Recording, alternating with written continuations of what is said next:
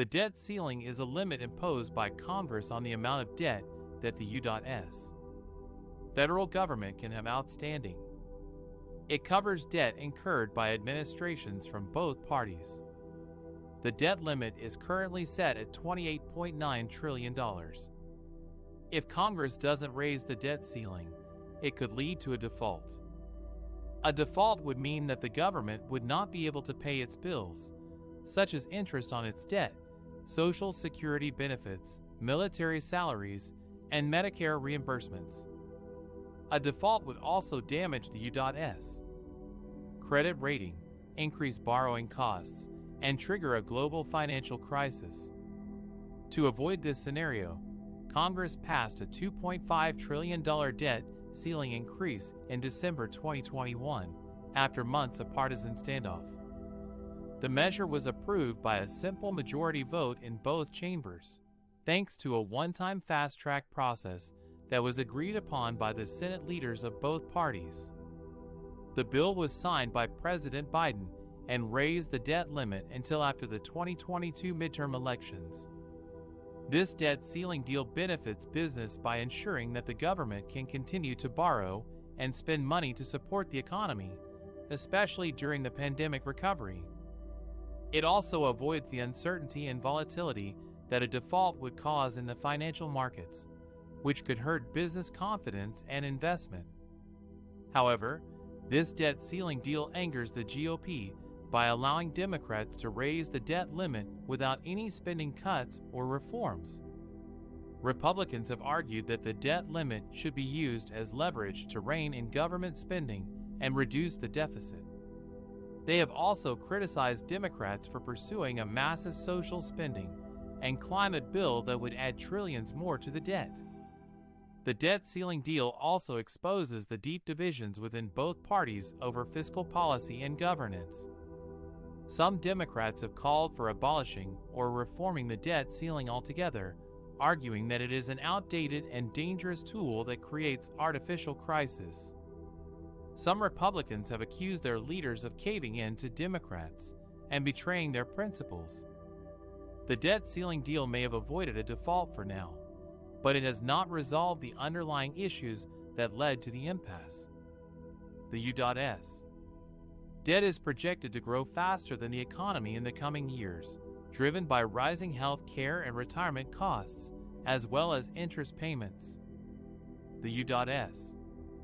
also faces long-term challenges such as climate change, infrastructure, education, and inequality that require public investment and policy solutions.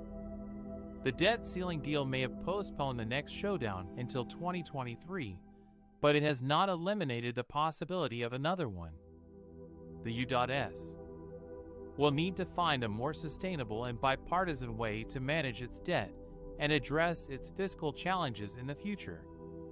The debt ceiling deal struck by Biden and McCarthy is a compromise that benefits business by keeping federal spending largely flat for domestic programs, except for defense and veterans, and reducing the IRS expansion and some environmental regulations.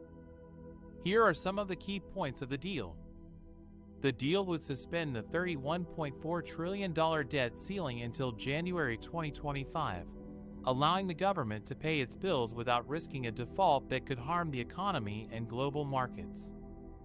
In exchange, non-defense discretionary spending, which covers most domestic programs such as education, health, and infrastructure, would be capped at current year levels in 2024 and increase by only 1% in 2025.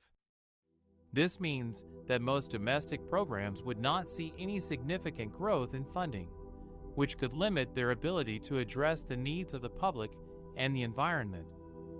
The deal would also claw back and use COVID-19 relief funds, including funding for vaccine research and disaster relief, estimated at between $50 billion and $70 billion. It would also cut $400 million from the CDC Global Health Fund that supports pandemic prevention and response efforts in other countries. The deal would boost defense spending to around $885 billion, in line with Biden's 2024 budget proposal, an 11% increase from the current level. This would benefit the military-industrial complex and its contractors, as well as veterans who rely on health care and other services.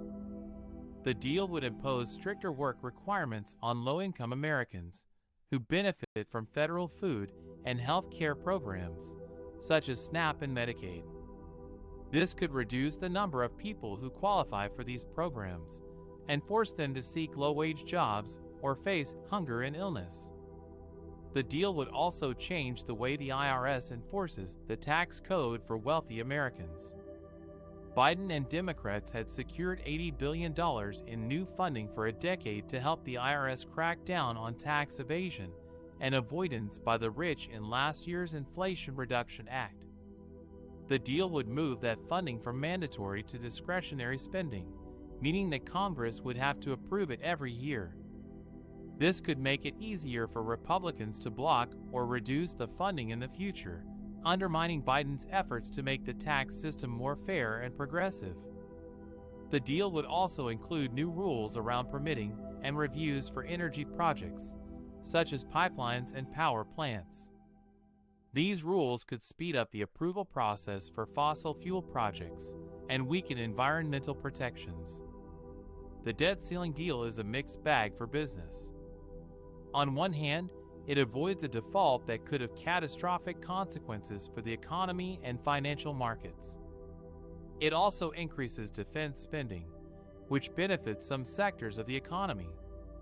On the other hand, it limits spending on domestic programs that could stimulate growth and innovation. It also reduces funding for pandemic prevention and response, which could expose the country to future health crises.